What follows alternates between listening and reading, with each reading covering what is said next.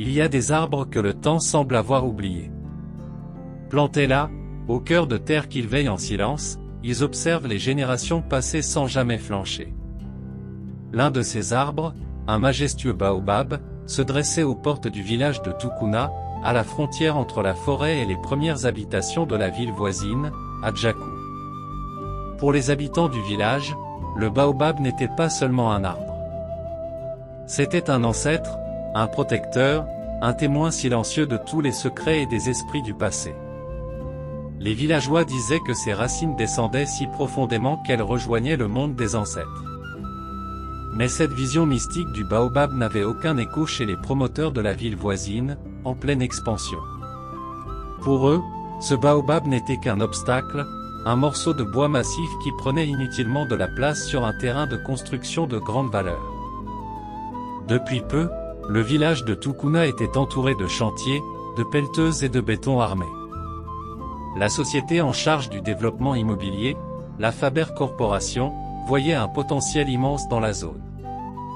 L'un des projets les plus ambitieux de l'entreprise consistait à bâtir un complexe résidentiel haut de gamme à la périphérie d'Adjaku, là où se dressait le vieux baobab. Le matin du lancement des travaux, un cortège d'ouvriers arriva, suivi de machines bruyantes.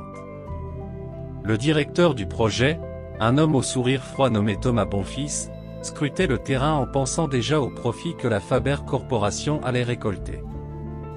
Cependant, lorsque les engins se mirent en marche pour abattre l'arbre, les anciens du village, guidés par le chef, se réunirent au pied du baobab. « Ce baobab est sacré », déclara solennellement le chef Ndol, vêtu de sa tunique ancestrale. « Si vous le détruisez, vous ne mettez pas seulement fin à la vie d'un arbre, mais vous risquez d'éveiller une malédiction que même vos machines ne pourront contenir. » Thomas Bonfils ricana, balayant les avertissements du chef d'un revers de main. « La malédiction » lança-t-il d'un ton moqueur. « Monsieur Ndol, ces superstitions ne peuvent rien contre les projets de la Faber Corporation. Cet arbre disparaîtra aujourd'hui, que cela vous plaise ou non. » Sans plus de cérémonie, il ordonna aux ouvriers de reprendre leur travail. Les machines se mirent en marche, prêtes à mordre dans l'écorce du vieux baobab. Les villageois reculèrent, mais restèrent là, fixant l'arbre avec des regards emplis d'inquiétude. Lorsque la première pelleteuse entama le tronc, un cri perça le ciel. Ce n'était ni humain, ni animal, mais un son rauque, guttural, qui fit frissonner chaque personne présente.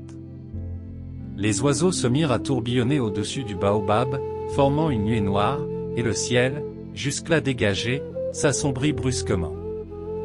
Mais Thomas, insensible aux signes, ordonna de poursuivre. Les villageois regardaient avec horreur le tronc du baobab se fendre peu à peu, mais aucun d'eux n'osa lever la voix. Le chef Ndol ferma les yeux, murmurant des prières, et quelques-uns des anciens joignirent leurs mains en signe de supplication. Plus tard dans la soirée, alors que l'arbre finissait d'être déraciné, Thomas Bonfils commença à ressentir une étrange sensation de malaise. Son regard se posa sur les racines brisées du baobab, et il crut apercevoir une forme indistincte, quelque chose de translucide, presque fantomatique, se glissant hors du sol.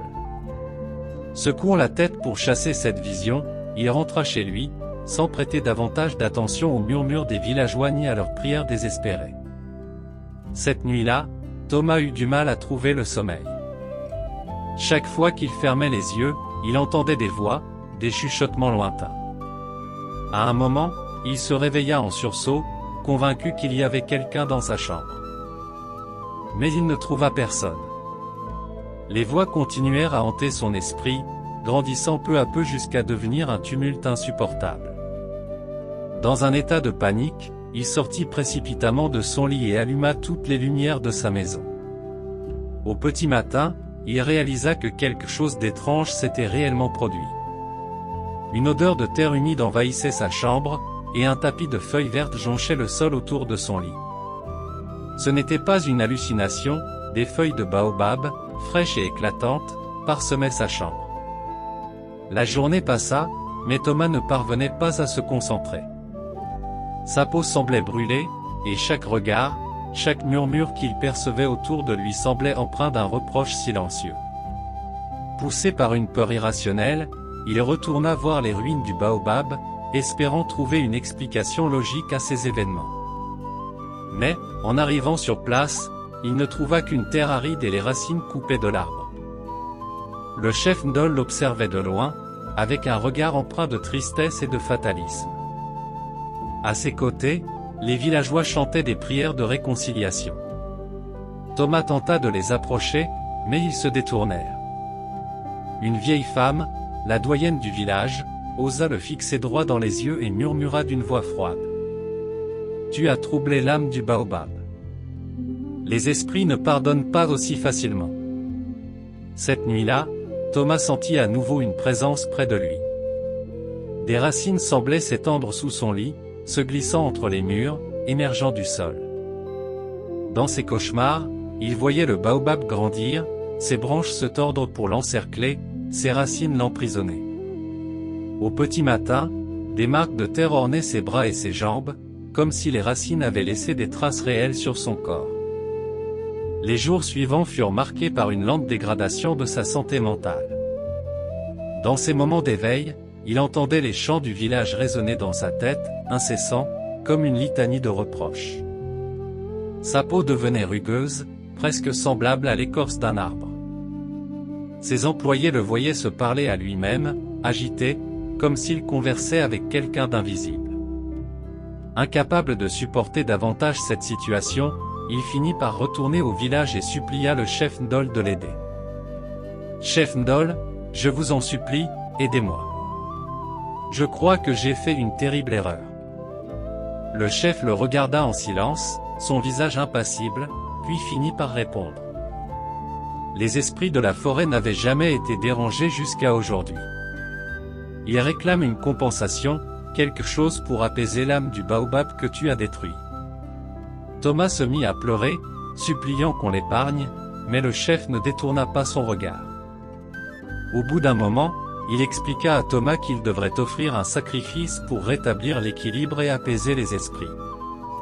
L'homme, acculé, accepta la proposition, prêt à tout pour échapper à la malédiction. Un rituel fut organisé cette nuit-là. Les villageois chantèrent autour de l'espace où le baobab avait été abattu, priant pour le pardon des ancêtres et des esprits de la forêt.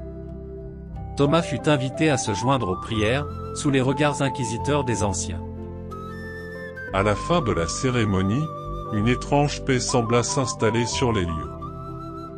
Thomas, affaibli mais apaisé, retourna en ville avec l'espoir d'être enfin libéré. Cependant, les marques de son expérience restèrent gravées en lui. Il fut vu de moins en moins sur les chantiers de la Faber Corporation, et ceux qui le connaissaient le décrivaient comme un homme brisé, hanté par quelque chose d'invisible. Quelques mois plus tard, les terrains de Tukuna furent rachetés par une autre entreprise, et un projet de parc naturel y fut lancé. Quant au baobab, il resta une légende, un murmure de la forêt que les habitants de Tukuna contèrent aux enfants comme un avertissement: il ne faut jamais troubler les secrets de la nature, car elle veille et protège ceux qui savent l'écouter.